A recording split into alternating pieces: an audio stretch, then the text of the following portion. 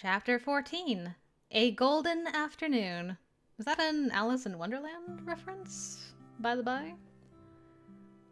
Alright, just send me the information and I'll have a look. Sure. Talk to you soon. I looked up from where I was at the bar as Reuben came out of his office and joined me, having just finished with another call. Finally done for the day? Ugh, I was supposed to be on leave. Duty calls, I suppose. Sometimes literally, if the number of people I've had to deal with today is an indication. Everything okay? Just the usual. The media is having a field day with the public statement by Endgame, and my name keeps getting dragged in, of course. Yours too. You're just not accessible since they still don't know where you actually are. Which is something else they keep asking me, as if I'm going to just drop your info to them. But of course, now that we're connecting the dots between multiple other past cases, I'm suddenly the expert on all these dark projects. Well, you kind of are the expert. You've been researching this stuff for years. I know. The media response to the case was immense as more information trickled out, and Phil ended up letting Reuben's name slip when he said they did have an agent who had been digging into these things for a while. Phil! He neglected to mention that it wasn't in a professional capacity, but that hadn't stopped people badgering Reuben for information. Someone had leaked the word Arensol, and the fact that Reuben had been affected by it. So there was a lot of interest around that as well, of course. I was sure it was tiring, though. I wrapped my arms around his waist as Reuben leaned back against the bar, draping his arms around me as well. The media storm will calm down. Eventually. Not for a while yet, I don't think. Not this time. Senator Wilson's resignation has caused a lot more speculation. Of course, now that the Triad announced they're opening a criminal investigation of her activities and what she's been doing with Domain, a supposedly peaceful group dedicated to protecting Triad citizens. Please. They were already planning to throw her under the bus the day they abducted me. If she's expendable, you know there's someone above her controlling things. Well, it'll be up to Endgame to uncover all that. This is the one time I'm grateful it's out of my hands. I still have to wonder if Wilson's ties to Delphine are fabricated, or if the Triad knew all along and allowed it so they'd have dirt on her. Who knows? It's a pretty convenient failsafe if they're real, though. Letting her do what she wanted, then using the truth to feign ignorance seems like something they'd do. And if that's what Magnus uncovers, I have doubts it'll ever go public. No good will come from destabilizing the Triad to that degree. Yeah. But if the end result is that the experiments are shut down, I guess that's all we can ask for. That at least is something we can be sure of now that they've already located and raided the Gemini facility. Nice. I'm sure Endgame will keep releasing more information in perfect time with every one of the Triad's attempts to deflect, just to keep them in line. Magnus does seem like he'd be terrifying to deal with once he has a hold of one of your weaknesses. Maybe. He's surprisingly... Decent? Well, I don't know. He's good at putting on masks when needed, but I wasn't expecting him to be so sympathetic to Leon and the others. Me either. He has been quite protective, hasn't he? Though he's also good at taking opportunities that present themselves, using this case to highlight the plight of Espers and publicize some of his new policy ideas. I never thought he'd be so eager to weaken Endgame's hold on Espers, but it's certainly gone an interesting direction, hasn't it? I guess he's been waiting for a catalyst like this for a while. Oh yeah, catalyst is the word. Reuben finally extricated himself from me and slipped into the kitchen for a cup of coffee. I smiled as I leaned on the bar and watched him. You know, there was a report this morning about the number of Espers that go missing each year. Numbers that could be higher than we realize due to unregistered Espers not being counted. Of course, someone managed to find information on Riley and the others and leaked it to the press. All three of them were just statistics until now. 3 missing kids. Knowing what they went through makes the whole thing more horrifying. How many of the other statistics faced the same fate but didn't come out the other side? It's sobering that I could have been one of them too. That's another part of the story, isn't it? The fact that you were saved from that fate, then turned around to help reveal the situation. The perfect ending, yeah? Tied my story up in a neat little bow and made it perfect for mass consumption. Magnus did a great job of presenting me as a reluctant hero, didn't he? That was the goal, after all. You don't seem happy about it, though. It doesn't undo years of injustice. It's hard to not be frustrated by that. I know. Believe me, I know. I took a deep breath and straightened, not wanting to focus on negative thoughts. Did you talk to Quill today? A little. He's been busy, as you can imagine. With Nisa being revealed to the public, he's had a lot to deal with. Even though it has, surprisingly, had less attention than they expected. Well, I suppose the Triad being caught in a crime against humanity has somewhat taken precedence over a dome of biosynths and espers. Especially with everyone currently sympathizing with espers. The idea of them finding a safe place to live isn't something anyone is brave enough to be outraged about right now. Good point. Magnus had been managing that story as well, painting the picture of an accidental discovery that Nisa had tried to lock down only to have it stolen by a more powerful faction than used to hurt people. Nisa came out of this whole thing looking a victim as well, especially since they were cooperating with the investigations. Nice. It didn't hurt that some of their other research turned out to be pretty interesting, to say the least. Arnsal wasn't the only thing they discovered. And aside from the more dramatic news stories, there had been a lot of buzz in scientific and technology communities over some of that. Very little drama could withstand the enthusiasm of scientists and scholars. I mean, I'm interested in some of it as well. Anyway, he's also been preparing for the arrival of their 4 latest refugees. He said that he'd be personally handling their case. That's great. That means that they're going to be in great hands. If Will's personally taking care of it, I know those kids are going to be fine. And you said 4, so that means Ashley was also found. Praises. Praises! I'm glad. I'm glad Magnus really arranged for them to go there. Since he didn't want Riley and the others to join Endgame, Nisa was the best opportunity. A place they could settle, find some stability, and just live. Can you imagine, like, how did he swing letting another king rank leave Endgame? Considering, like, the council's big thing is, like, someone's gonna control the planetary AI. And they were just like, yeah, this king rank can go? Like, what kind of backflipping did Magnus have to do to get her out of there? It was funny that the person to make me think maybe Endgame wasn't all that bad after all was Magnus Ulrich, of all people. Don't get it twisted. The council still terrible, needs to be dissolved yesterday. But Endgame, there's some good eggs in there. Hey, you okay? Of course. There's just a lot going on. I just was thinking that I'm glad Riley and the others will be okay. I'm glad I will. Even if I imagine there's a lot of work ahead. There undoubtedly is. It's not too bad. At least it doesn't feel like doom hanging over my head anymore. That part is definitely a relief. Now that Magnus has stated you won't be made to join Endgame, and that you've already completed the required training and registration, I'm glad you have the time and space to think about what you want to do next. I'm still a little surprised you didn't take the opportunity to move into your own place. I reached across the bar and laced my fingers through his, smirking at the soft little smile on his face. Well, I didn't see a reason to, unless you wanted your place to yourself again. I paused and looked up at him with a slight frown. Do you want your place to yourself again? No! Definitely not. Doll. He came around the bar and pulled me to him, wrapping me into a tight embrace. I am absolutely not saying that. Good.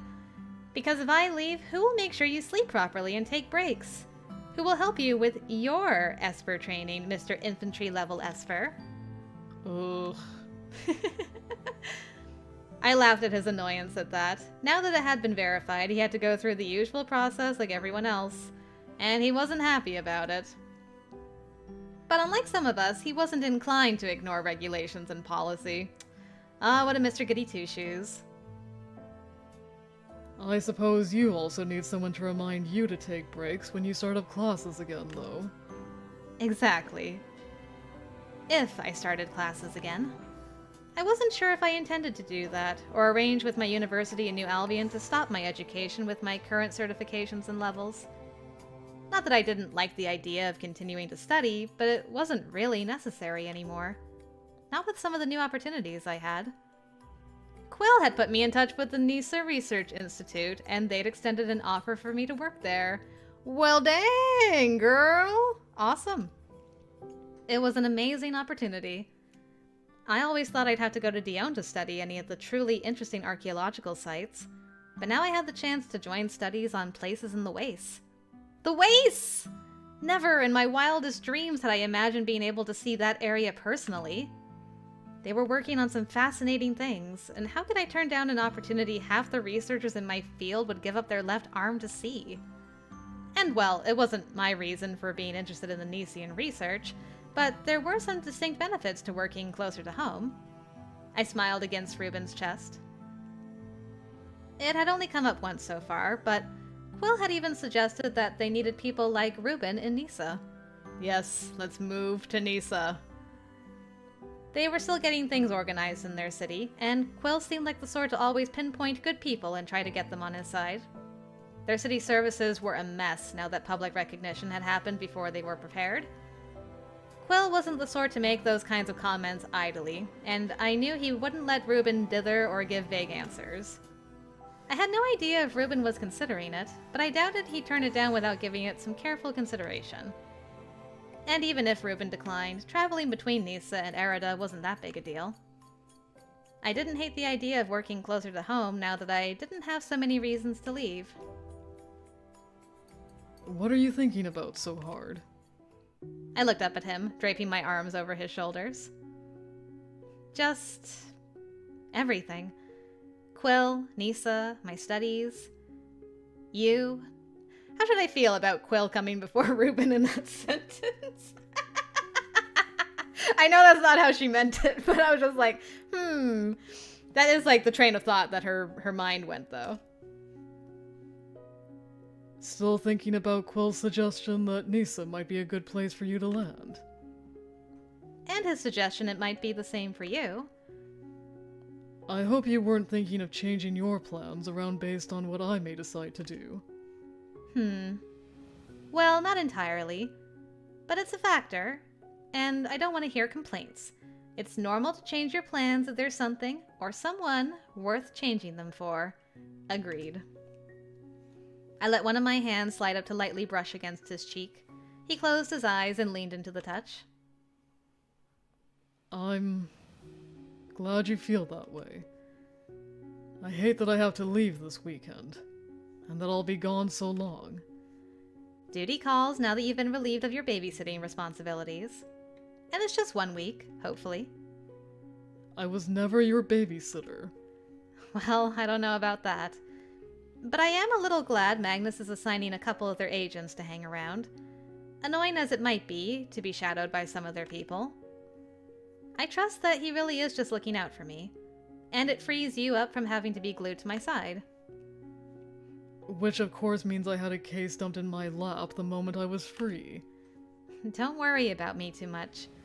I'm looking forward to a few days alone to remind myself what it's like to be a responsible adult. I highly doubt you ever forgot. You know, we only have 2 days left before you travel. We should make the most of it.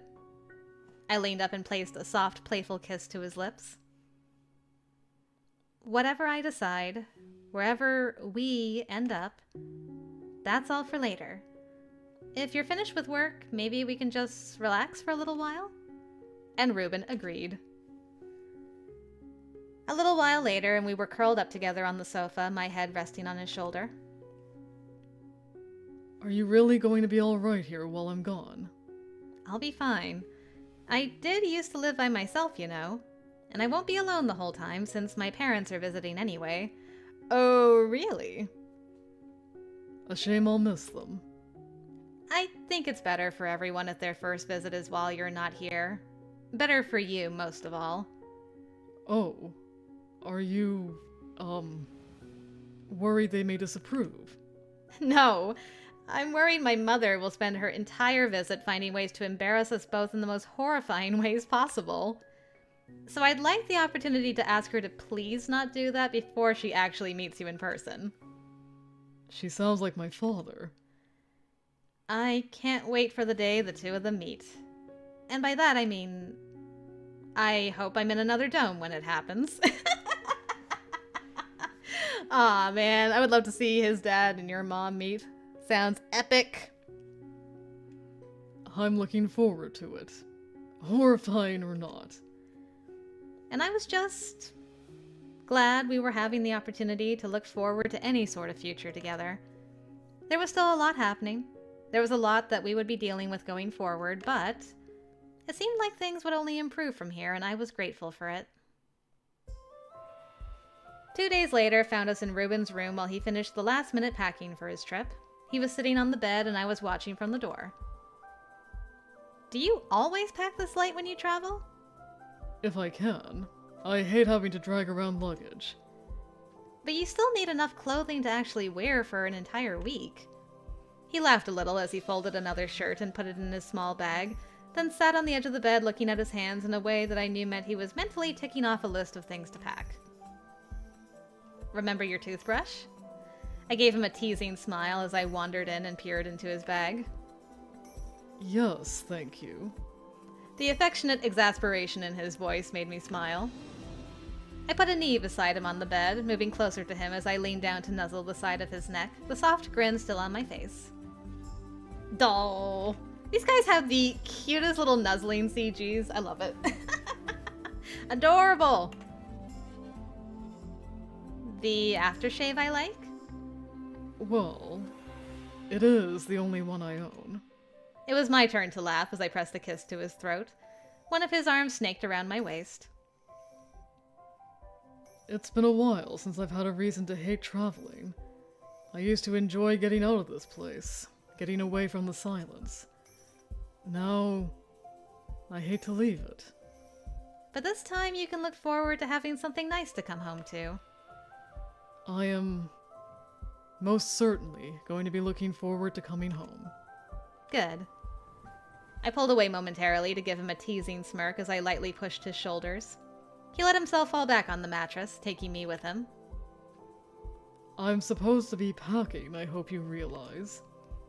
You said you were almost finished packing. And I want to spend as much time with you as possible before you go. If you know what I mean. Eyebrow wiggle. I let my fingers slide down his cheek as I rested my head on his chest. Do you know how much I love you? To be honest, I'm still shocked you have feelings for me at all. I tilted my head up and nipped the side of his neck, causing him to jump. Propping myself up, I glared down at him. The smile on his face was serene and amused at my sudden ire, but, as usual, I knew that joke had a hint of truth to it. I seized his face and planted a fiery kiss to his lips, feeling him smile against the pressure of my mouth before he wrapped his arms around me. Pulling back again, I looked down at him a long time. Beautiful dark eyes, messy hair falling over his forehead as his grin deepened. I lowered myself for another kiss, hoping he realized how much I treasured every moment until this point, and every moment I wanted us to have going forward. He didn't protest, just let out a quiet, pleased sigh as I kissed below his jaw and went down his throat. One of his hands found its way to the back of my head, and I thought he started to say something, but the words died the instant I slipped my fingertips under the hem of his shirt. I wouldn't see him for a week after today, maybe longer, so I wanted him to leave with this memory fresh in his mind. He struggled so much to believe me when I told him I loved him, that I wanted to be with him, that I wanted him. I tried to show him every day, every moment we shared, every laugh, smile, meal together, in these vulnerable, gentle moments too. My hand slid up his torso, dragging his shirt with them. I let my mouth trail down his abdomen, charting a determined path over the firm muscles. His breathing sped up, trembling in anticipation when my mouth passed over his lower stomach. There was a low, wordless groan snared in those breathless gasps. Morgan. Propping myself up again, I met his gaze, then lowered my head deliberately to place another kiss below his navel. His words cut off. I heard him suck his breath in through his teeth when my hands found the front fastenings of his pants. His fingers tightened against the back of my head as I traced little circles over his abdomen with my tongue, dipping lower as I eased his clothes out of the way. And if there had been even the slightest chance he would stop me and insist on finishing with his luggage, it evaporated at that moment.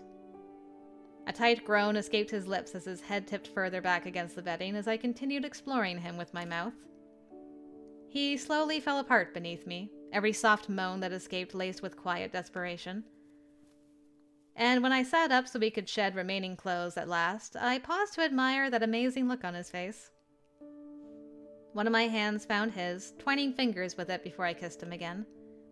He held me tight, not quite frantic, but urgent need woven into every gesture and vocalization. For a while, I tried hard to make sure he couldn't think about anything but us in this moment. For me, it was another tender, dreamy eternity I didn't want to end, but inevitably sent us tumbling into euphoria before reality was back and insisting that things like Reuben's packing needed attending. But we ignored it a while longer, curled on the bed together, with his face pressed to the back of my neck, arms tight around my waist. Life had taken a surprising turn, hadn't it? Not just for me, but Reuben as well. The ripple effects of my reaching out to him for safety that one time were still echoing through both our lives, and the lives of a surprising number of other people. Those of us who could were somehow groping our way back to happiness, or at least contentment, and dragging society with us, it seemed. In Reuben's case, I could only hope that maybe, through all this, he'd found something he'd been waiting for, and would eventually be confident wasn't going to evaporate under him. His arms tightened around me, and he mumbled something about finishing getting his things together for his trip. I shifted in his arms and planted a playful kiss to his lips. Or I could keep distracting you. I suppose I'm going to have to get used to you always distracting me. Yes. Yes. Well, I'm sure I'll cope somehow. He kissed me again, and I snuggled into his chest. Be careful what you say you can cope with.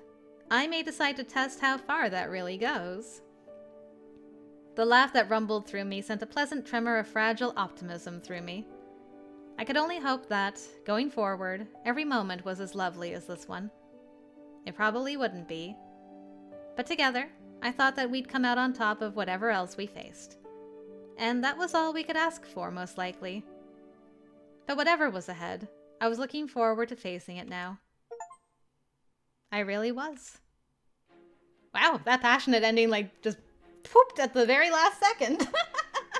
Hooray! We did it!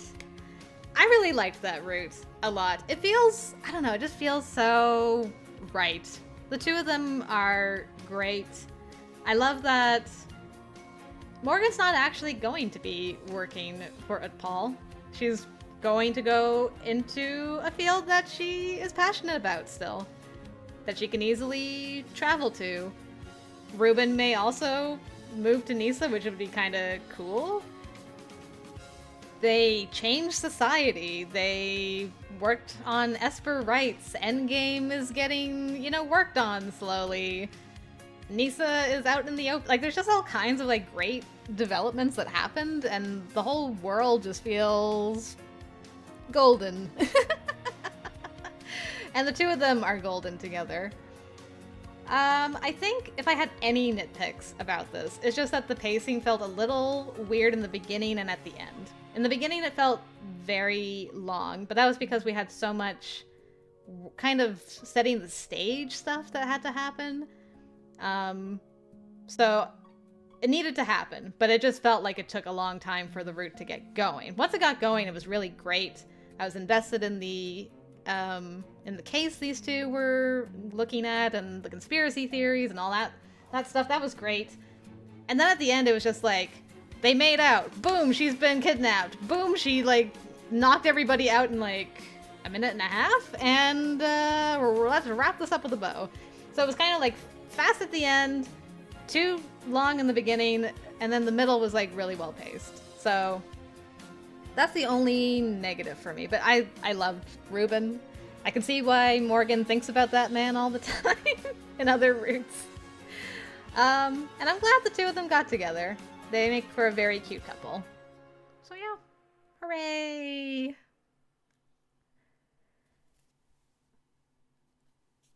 Alright, I guess that's that. We got our boy on the screen. Yes, we do. Look at him. We're all done on this side. It's all filled in. Only one more left. But first, we got a sweet ending for this boy and one bad ending. So we will work on that soon. But for now, I hope you guys enjoyed Reuben's passionate ending.